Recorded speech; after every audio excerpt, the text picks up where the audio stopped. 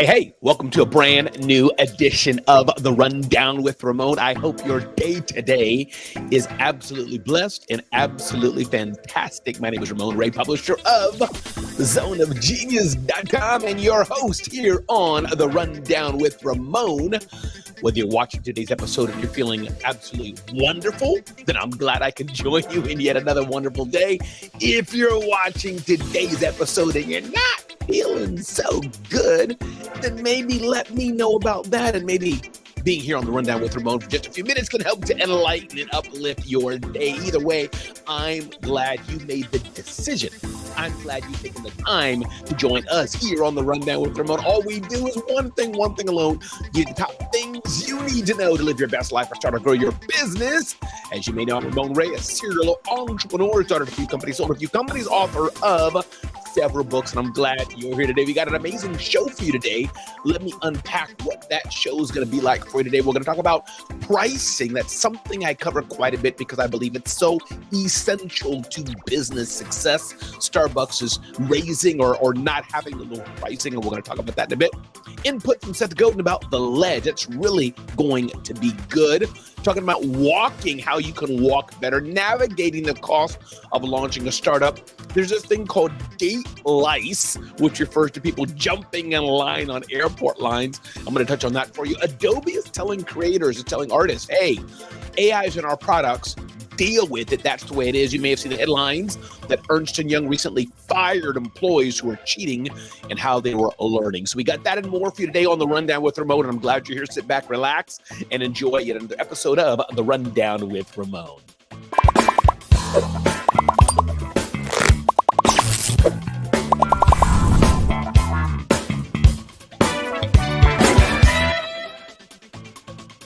All right. Let's go. And also going to cover, if I didn't say it already, do we need another stock exchange? We got some insights from an interview I did with the founders of the Dream Exchange coming up as well. So let's get with it today and talk about The Rundown with Ramon. Ding, ding, ding, ding, ding, ding, ding, ding, ding. Starbucks scales back discounts. I'm not going to even get necessarily into the thrust of Starbucks pricing because that's less of the issue of the day that I want to bring out. But the main thing I do want to bring out is talk about this aspect of pricing. I get it. During the holiday seasons and other times, buy one, get two free and things like this. We lower discounts and bring a coupon and things like this.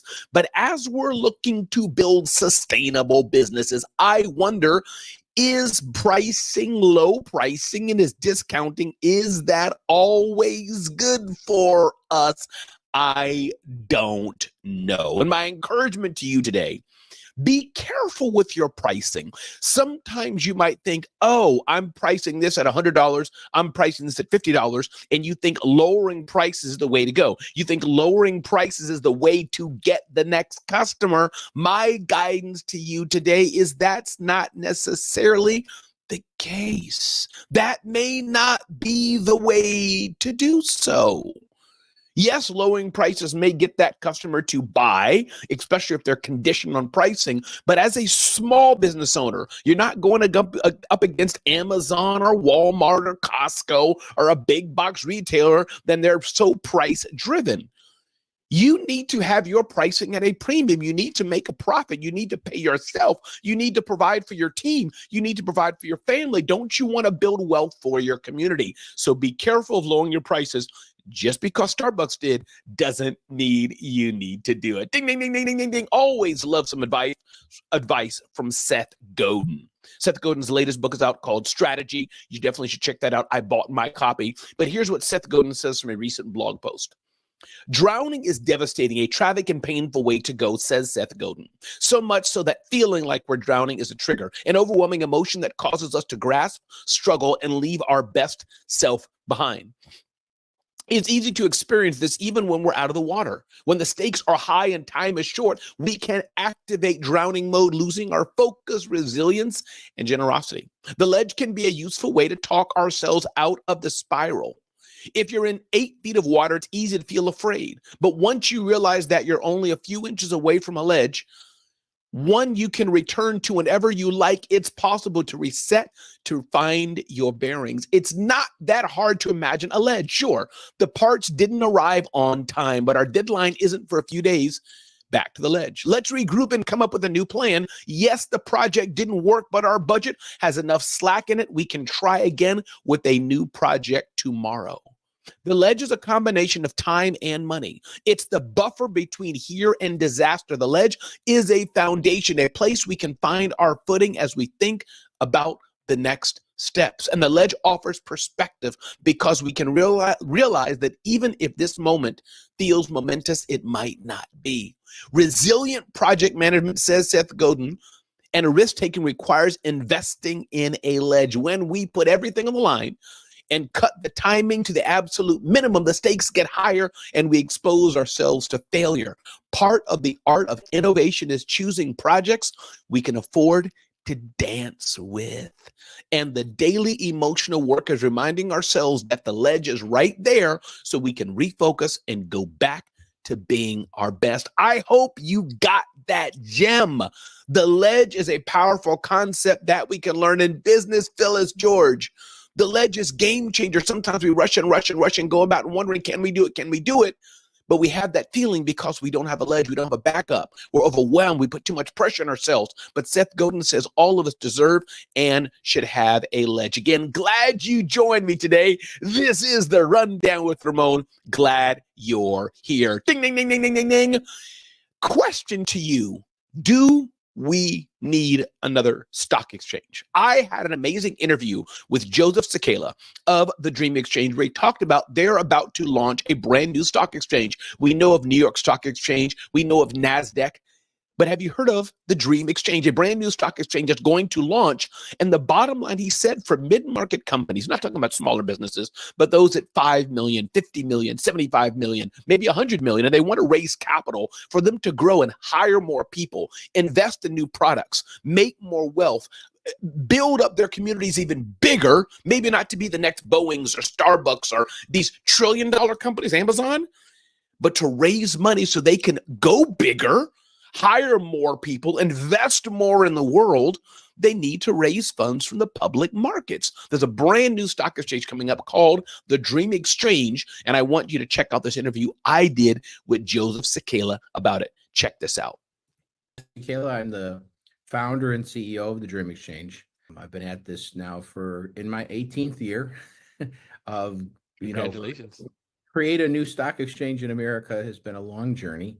But the Dream Exchange will be the 8th stock exchange in the United States. We're in the process of our, it's called a Form 1 application to get our national stock exchange license. Once granted, we'll be a direct competitor of the New York Stock Exchange and the NASDAQ and the Members Exchange, and long-term and investors, there's 7 others. And we intend to be in that marketplace. But mostly what the Dream Exchange, why did we do this? Is to work on capital formation, which the public markets have gotten away from a little bit. There are not very many IPOs at all anymore, and especially to work on public capital formation for small companies.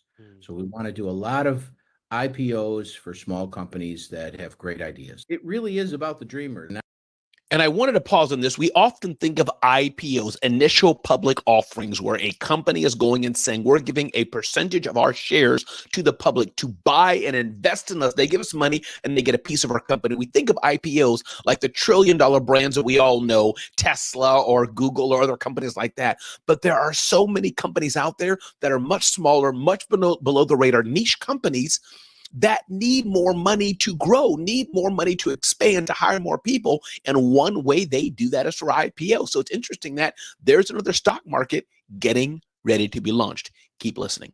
Not to steal the thunder of what we're doing, but sure, our country has become great because of our ingenuity. We out-create other nations. And what we want to make sure that we do is the dreamers, the people that are the innovators, the future, the people who think through and solve problems. We need to make sure we get them capital. We need to make sure that, especially in the public markets, that people are able to have the opportunity to get capital, and the investor side are able to make investments in small companies that become big companies and build wealth and have generational wealth creation. Why do we need I want you to understand this. I want to unpack this in a second. This aspect is important. Yes, many of us understand the aspect of bootstrapping, building your business, using your credit cards, using your mama's money, using your savings, using your 401k, and there's parts for that. But after your company grows and you're a $10 million company, you're a $20 million company, and you want to hire 200 employees, you want to hire 50 employees, you want to hire 500 employees, you want to hire more people in your community, you want to hire more people across wherever you are, you want to invest in getting more buildings so you can, again, make that money spin around, you need more money. You can't raise that money from Uncle Hoo-Hoo.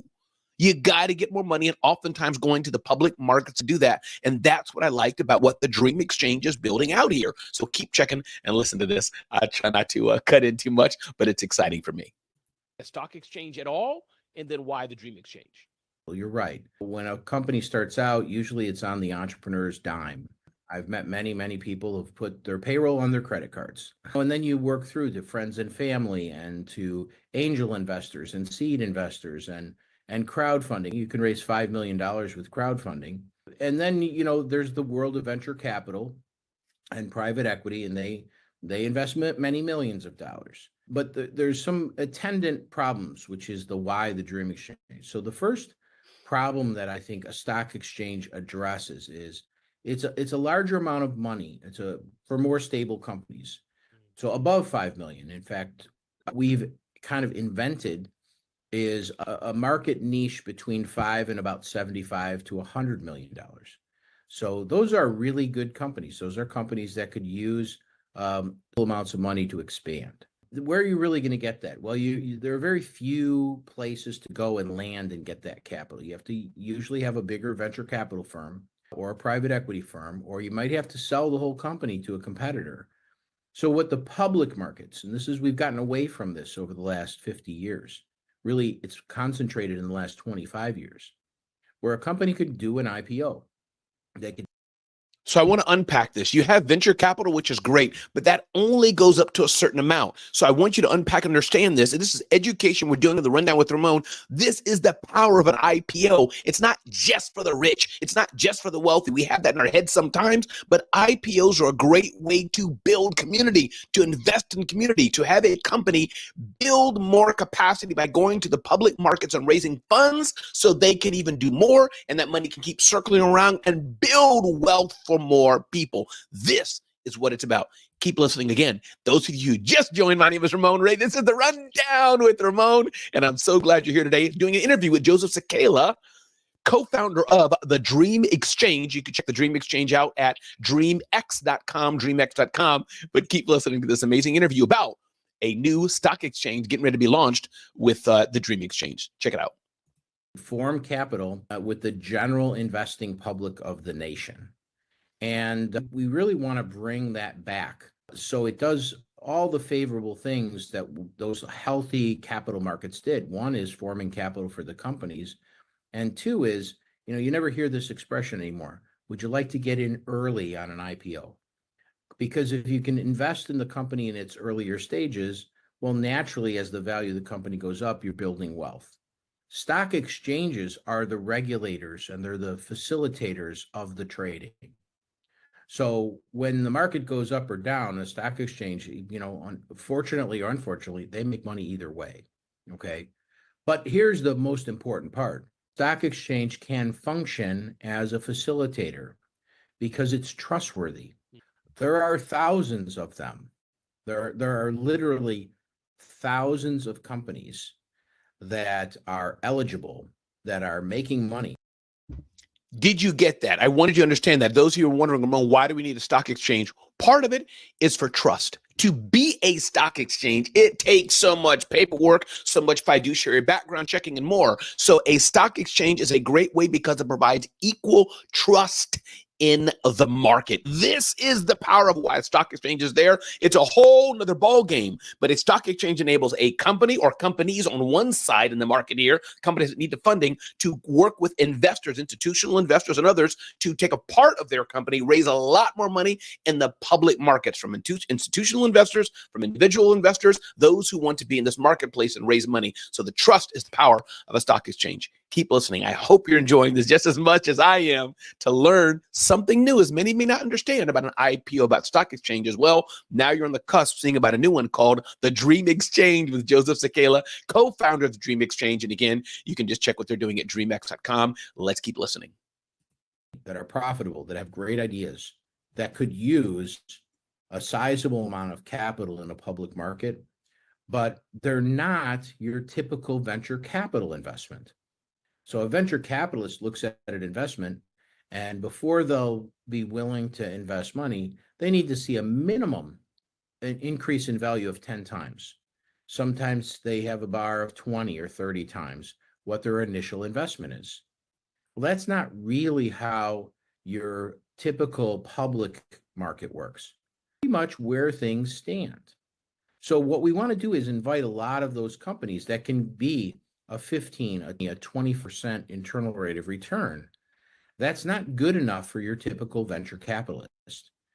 If they invest $1 today, 5 years from now, they want to have $100. So that leaves a whole segment of companies that are very good companies, very profitable, doing well, that are left out of the game of private capital raising. They're uninteresting to the private capital markets today. But they would be interesting to the public company investor, a new type of stock exchange marketplace that solves the problem, because there's nothing wrong with the national market system or a $1 billion IPO. That's fine. It's not a one-size-fits-all marketplace any longer. There are literally thousands of companies that are eligible, that are making money, that are profitable, that have great ideas, that could use a sizable amount of capital in a public market, but they're not your typical venture capital investment. So a venture capitalist looks at an investment, and before they'll be willing to invest money, they need to see a minimum an increase in value of 10 times. Sometimes they have a bar of 20 or 30 times what their initial investment is. Well, that's not really how your typical public market works. We now open the world of public company finance to the smaller company. It'll be no different. And this is what excites me. I lowered the volume a bit, but I just wanted to do an overlay on this. And as this conversation is going on, this is the power of it. The public market that's teaching us a new way to invest, a new way to build wealth by going to the public markets. Many of us don't know that. I didn't realize that. That's the power of what a stock exchange is. Let's keep listening to this powerful conversation. There are literally thousands of companies that are eligible, that are making money, that are profitable, that have great ideas, that could use a sizable amount of capital in a public market. And that's the only way it's done. If you're looking for a sizable amount of capital, you're looking to raise funds for your company, one of the only ways to do that is by going public. I'm not saying this is a vehicle for everybody, but I am saying for that startup entrepreneur that's looking to raise more funds, looking to raise more money, one of the ways to do that is by going IPO. And yes, NYSE is good, NASDAQ is good, and the other stock markets are, but there's these mid-market companies that are looking to get to the next level. And I'm so proud of what Joseph Sakala is doing with the Dream Exchange, dreamx.com is doing. I'm going to move this forward a bit. I want you to hear his comments here. I think I can get to the right part about building wealth in America and globally for that matter. Let's keep checking this out. Has been, I don't even want to call it a challenge, because it goes without saying that that's the entire purpose of who we are. You don't have to search far in our website to figure out what we're trying to accomplish. It's not a hidden purpose. Public companies create jobs, create opportunity on top of opportunity. The employees, the staff, they all have really sustainable long-term career path occupations in all kinds of things, human resources and marketing and treasury and quality control. You have career path jobs. But even more importantly, when you look at the landscape of the large public companies in our country, most cities brag about, we have 3 Fortune 500, we have Fortune 100 companies in our city. Why? Because those are good jobs, but more importantly, all of the prosperity around a public company creates an ecosystem. So it's a ripple effect. If we can restore a lot of these companies and get capital into them and they do well, there should be a more prosperous, broadening effect on the overall society of our entire country. That's really This is why I wanted to bring Joseph to you to help him unpack and help us understand the power of having a stock exchange, the power of enabling mid-market companies to grow. I hope you've enjoyed this interview. Again, my name is Ramon Ray. You've been listening to The Rundown with Ramon. Let's keep going on, and I'm going to bring up a few more topics for you today. Dr. Jeannie Snyder's here. Phyllis, glad you're here with us today. Let's keep moving on in The Rundown with Ramon. But remember, there's a new stock exchange coming up, the Dream Exchange. You can get to know Joseph Sakala and his co-founder, who was actually a civil rights icon. Joseph's co-founder was at dreamex.com. Let's keep moving forward on The Rundown with Ramon. Ding, ding, ding, ding, ding, ding, ding, ding, ding. This is cool. Watch this. A better way to walk for exercise. Those of you who are walkers like I am, Wall Street Journal said, there's a better way to walk for exercise. Yes, we all need to move more. Yes, walking at a brisk pace for at least 150 minutes a week can help you sleep better, improve your memory, reduce the risk of serious conditions like heart disease and more, and help. What's less clear? The right way to pack in those 150 minutes. So the first steps, doctors recommended paying attention to all body parts needed for walking, even ones you might not think of. So it's not just good enough just to walk. It depends on how you walk. Start with your feet together and more. And again, you can get this insight from the Wall Street Journal. So it's how you're walking that's important. Number two, the footwear you have. Did you know that the right footwear is absolutely important and essential? The fact that walking is low impact and requires no pricey special equipment makes it an ideal weight-bearing workout. So make sure you pay attention to the footwear that you have. The point here, walking is great for us, but you want to pay attention to how you walk and what's on your feet, and you don't just want to just walk. Let's move on here. Ding, ding, ding, ding, ding, ding, ding. Navigating the cost of launching a startup. The cost of launching a startup, writes our friends at Mercury, can vary. Now, I'm not talking about a startup where it's just you building, a little lemonade stand here, but as you're launching your first startup, you need to explore what that is. And there's understanding different type of cost associated with your startup. There's one-time costs versus ongoing costs. Maybe you bought a $50,000 machine, $10,000 machine, you bought a stapler. That's a one-time cost. But ongoing cost, if you're running an e-commerce company, you have your fees to your providers, your credit card fees, and all those kind of things, which of course will go up and down depending on what's being run through the system. But the point is, one-time cost versus ongoing cost, understand the difference. Fixed costs then versus variable costs. Your fixed costs are like your rent, your lease, things like that. Usually that's to stay relatively the same year to year, whatever. You can manage that more. But your variable cost, the more employees you hire, the more XYZ things, the more revenue, the more you make sales, the more your credit card fees may be. So understand your fixed costs versus your variable costs. Essential versus optional. Some costs you have to do, some costs you don't have to do. Then there's some common startup expenses. Again, this is our friends at Mercury.com. Incorporation costs, office spaces, payroll, websites, marketing, inventory, equipment, and more. There's the tax deductible sides of having your startup. Are they tax deductible? Are they not? These are things we need to understand as we're starting a business. If you're not focused on what are the costs and what are not the costs, Dr. Jeannie, if you're not focused on what's the fixed cost, what's the variable cost, Phyllis, it's not going to be so great for your business. So we covered the aspect of startup costs. Moving forward here on The Rundown with Ramon. Ding, ding, ding, ding, ding, ding, ding. Have you ever been on a flight and people are like, oh, they called group one, and then all these people rushed up and you realize you're looking at their border, looking at their boarding passes or their phones or something, if you can see that far. And you realize they're not in group one, they're in group three, they're in group four, where airlines call these, what is the headline here?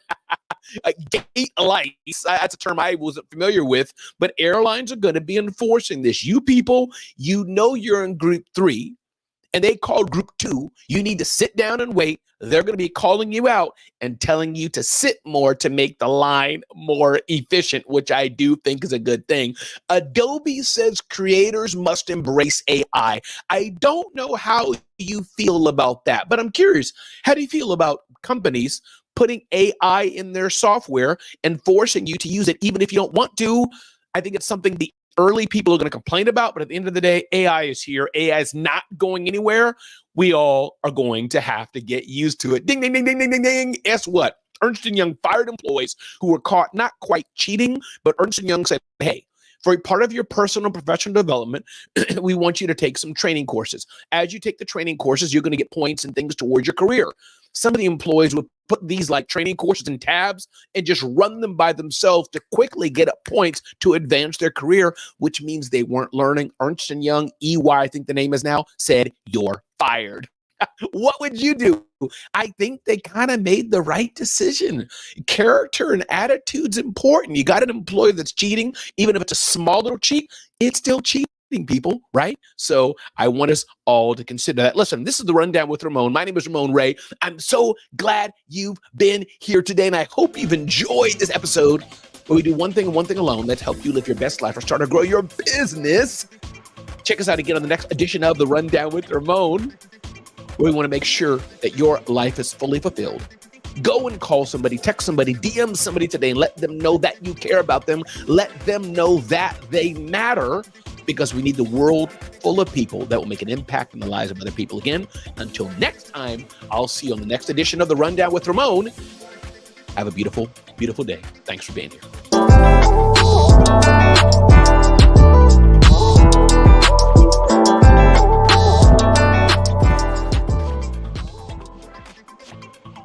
And that's a wrap. Thanks so much for being here on the Rundown with Ramon.